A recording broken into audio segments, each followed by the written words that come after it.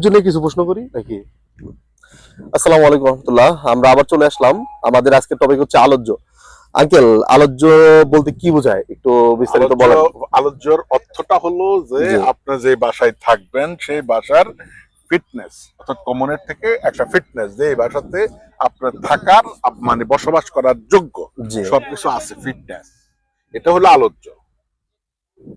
ওকে, আলোচ্যটা কোন ক্ষেত্রে প্রয়োজন হয় আঙ্কেল? আলোচ্য সব ক্ষেত্রে প্রযোজ্য হয়।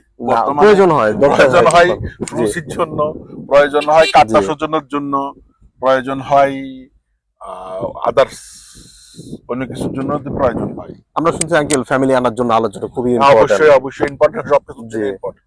জি, কাট্টা সৌজন্যের জন্য ইম্পর্টেন্ট। আচ্ছা, আলোচনা এটা যাচাই করে কারা আঙ্কেল?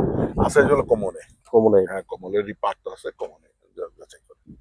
ওকে আঙ্কেল, বুঝতে পারছি। বাসা যদি ভাড়া থাকে আঙ্কেল, তাহলে সেটার ক্ষেত্রে হ্যাঁ আলোচ্য অবশ্যই। সেটার ক্ষেত্রে হলো যার জন্য আলোচ্য দরকার, মালিক পক্ষ, বাসার যিনি আবৃত্ত নিচ্ছেন সেটি, অথবা যাকে আলোচ্য দিবেন ওনার নামে ওনার ডকুমেন্টস, কার্তা আইডেন্টিটি করেছে ফিসকালে পারমিশন, বাসার কন্ট্রাক্ট, বাসার আপনার সার্টিফিকেটও যদি কালদায়ের অটোনমা হয় তাহলে সার্টিফিকেটও লাগবে।